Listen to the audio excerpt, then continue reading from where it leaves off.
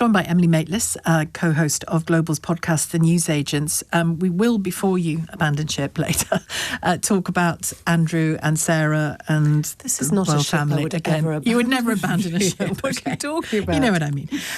But this stuff going on at the moment in his press conference with Nigel Farage, alongside him on the stage is Ellie Reynolds, a survivor of one of the grooming gangs. She's been speaking during the sort of press conferences being held. He was predictably asked about Sarah Pochin, and he's standing by her saying he's essentially given her a telling off, thought her words were ill-chosen, and ugly was a word he used a few times, but he thinks they fell short of racist because if they didn't, he'd have been tougher on her. I watched that clip very quickly after it went out on Saturday night. Sarah Pochin had been talking on TalkTV, I think it was, Peter Cardwell. And I remember thinking, I wonder how Reform will respond. And I actually think that they quite enjoy where she takes the party. I know this is not a sort of obvious sort of angle to come at, but what she does is she gets right out there. Says the unsayable, She says the unsayable, yeah. And they watch to see how it lands. And then I think she's a canary in the mine for them, because she did this before with the burqas, and they rapped her knuckles and said, well, we don't believe in that. You know, he's done it again with her. Well, we think it's ugly, not racist. And I think it allows Farage to have this very kind of clever position, which is, with a mainstream party, we don't say things like that. Which just, really I think so. I think it allows them to sort of say, that's not what we would say. But she is helpful to them, because every time she pushes on that door, it opens just a crack and wider. They get a sense of what people and tolerate. They get a sense of what people think. And things that were unthinkable before she said them, like the burqa thing, has now been picked up by Robert Jenrick. And he's saying it as a sort of, potential Conservative policy, banning the burqa. So I just think that they start the ball rolling with her. I'm not saying this is set up. I think she goes off on one, on her to own, be frank, as she was responding to that viewer that had called in, the caller, exactly.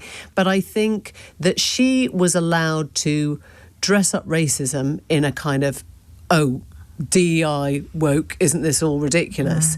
And they are just seeing how it plays out. I think you're probably right, and that to me that has shades of Trump and his acolytes, who either because they'd been sent out or because they did it on a freelance basis, he could then pick up the pieces and be daddy sorting out the problem. Yeah, I mean, I guess the thing that is always said about Reform is that it's basically one guy. It is Nigel Farage at the centre.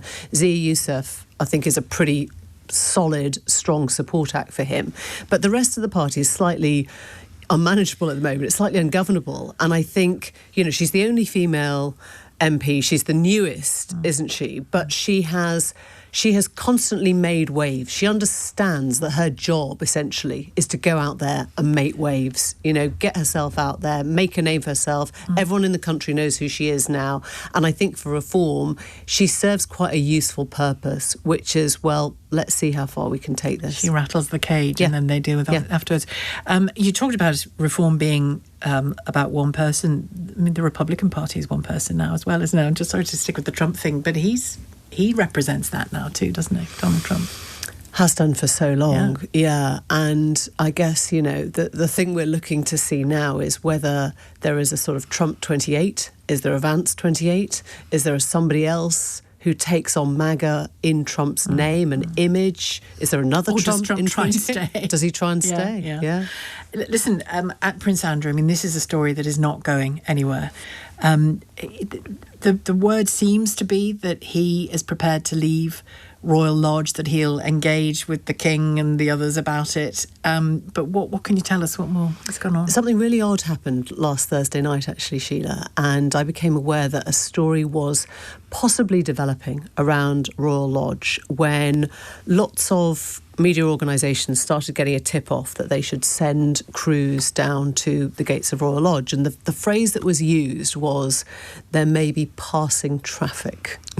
And it was such a sort of a removal odd ban. Well, not anything as strong as that. No. It was just this phrase, passing traffic. And so I know that a lot of media organisations scrambled crews. Some of them sort of thought, well, it's not big enough to send a sort of staff. We'll send freelancers. I think PA. Some some people from ITN went. The BBC, I think, scrambled more than a crew. I think they scrambled a helicopter, which started circling over Royal Lodge, waiting for something to happen. So I got wind of this, and I said, I think there is going to be a developing story, tipped off about 8 o'clock. And suddenly the whole thing went dead. And what we understand was going to happen was that Prince Charles was going to come via Royal Lodge on the way back from his trip with the Pope, the Vatican in Rome, and was going to possibly read Andrew the Riot Act.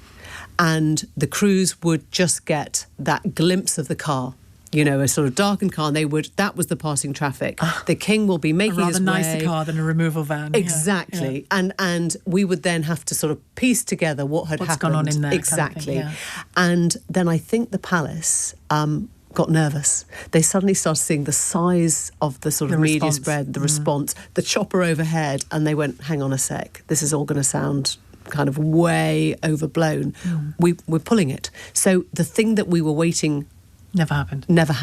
The sort of drive-by, as it were.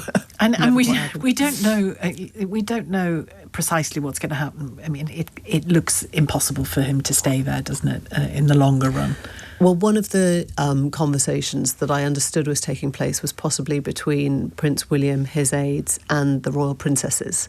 In other words, a slight pincer movement. Eugenie and Beatrice. Exactly. Convincing Dad to do the right thing. Yes. Could your father please do the right thing? Otherwise, we might have to re-examine your own titles.